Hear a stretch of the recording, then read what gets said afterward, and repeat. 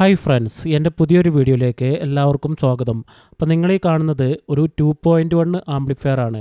ഈ ഒരു ആംപ്ലിഫയറാണ് ഞാനിന്ന് നിങ്ങളെ പരിചയപ്പെടുത്താൻ പോകുന്നത്. ഈ ഒരു ആംപ്ലിഫയറിൻ്റെ വാട്ട്സ് വരുന്നത് ചാനൽ രണ്ടും 120 വാട്ട്സാണ് വരുന്നത്. 240 വാട്ട്സ് നമുക്ക് ഔട്ട് കിട്ടും. അതുപോലെ തന്നെ നമുക്ക് ഇതിൻ്റെ സബിൻ്റെ വാട്ട്സ് വരുന്നത്, സബിൻ്റെ ചാനലിൻ്റെ വാട്ട്സ് വരുന്നത് 300 വാട്ട്സാണ്. നമുക്ക് JBL ഇൻഫിനിറ്റി പോലത്തെ സബ് ബൂഫറൊക്കെ നമുക്കിതിൽ വർക്ക് ചെയ്യിക്കാൻ പറ്റും. 4 ഓംസിൻ്റെ JBLൻ്റെ സബ് ബൂഫറാണ് ഇതിൽ വർക്ക് ചെയ്യിക്കാൻ പറ്റുക, അതായത് 12 ഇഞ്ചിൽ വരുന്നത്. അതുപോലെ തന്നെ ഇൻഫിനിറ്റി ആണെങ്കിലും പൈനിയർ ഒക്കെ ആണെങ്കിലും 4 ഓംസിൻ്റെയാണ് ഇതിൽ വർക്ക് ചെയ്യിക്കാൻ പറ്റുക. അതുപോലെ തന്നെ ഇതിൻ്റെ ലെഫ്റ്റ് റൈറ്റ് ചാനലും അതുപോലെ തന്നെ നമുക്ക് 4 ഓംസിൻ്റെ സ്പീക്കർ 10 ഇഞ്ച് വരെ നമുക്കിതിൽ വർക്ക് ചെയ്യിക്കാൻ പറ്റും. 120 വാട്ട്സ് വരുന്നത്.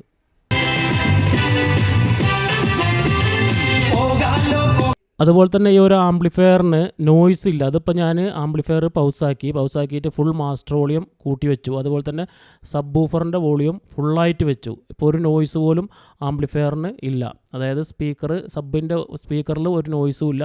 അതുപോലെ തന്നെ മെയിൻ ലെഫ്റ്റ് റൈറ്റ് സ്പീക്കറിനും നോയ്സ് ഇല്ല. നോയ്സ് ഉണ്ടെങ്കിൽ ഇതുപോലെ പൗസാക്കി വെച്ചിട്ട് ഫുൾ വോളിയം വെച്ചാൽ നോയ്സ് ഉണ്ടെങ്കിൽ അത് അറിയാൻ പറ്റും.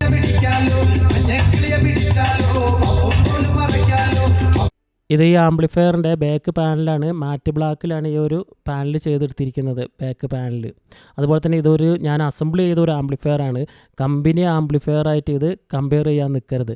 അതുപോലെ തന്നെ ഇതിൻ്റെ ക്വാളിറ്റി ഉള്ള ഒരു വർക്കിംഗ് കിട്ടണമെങ്കിൽ നമ്മൾ സബിന് കൊടുക്കുന്ന വയറൊക്കെ നല്ല ക്വാളിറ്റിയുള്ള നല്ല കേജുള്ള വയർ തന്നെ ഇട്ട് കൊടുക്കണം.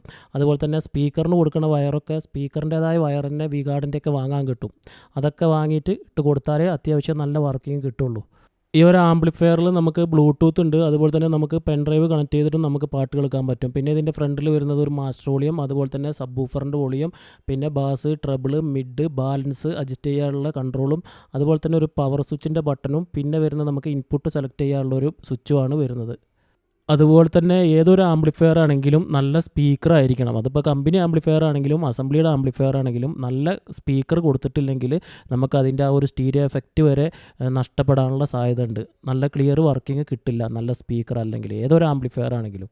ഇതിപ്പോൾ ഞാൻ ഈ ഒരു ആംപ്ലിഫയറിൽ വർക്ക് ചെയ്യിക്കാൻ എടുത്തിരിക്കുന്നത് സോണീൻ്റെ സബ് ബൂഫറാണ്. 420 RMS വരുന്ന സബ് ബൂഫറാണ് എടുത്തിരിക്കുന്നത്. 1800 പീക്ക് വരുന്നത്. അതുപോലെ തന്നെ ലെഫ്റ്റ് റൈറ്റിലും ഞാൻ വർക്ക് ചെയ്യിക്കാൻ എടുത്തിരിക്കുന്ന 10 ഇഞ്ചിൻ്റെ ഒരു 3-വേ ബോക്സാണ്. 5 ഇഞ്ച് മിഡ്, 4 ഇഞ്ച് ട്യൂട്ടർ വരുന്ന 2 ബോക്സാണ് എടുത്തിരിക്കുന്നത്. ഈ ആംപ്ലിഫയറിൻ്റെ കൂടുതലായിട്ടുള്ള ഡീറ്റെയിൽ എന്തെങ്കിലും അറിയാനുണ്ടെങ്കിൽ ഈ സ്ക്രീനിൽ കാണുന്ന നമ്പറിൽ നിങ്ങൾ കോൾ ചെയ്താൽ മതി, അല്ലെങ്കിൽ വാട്സാപ്പിൽ നിങ്ങൾ മെസ്സേജ് ഇട്ടാൽ മതി.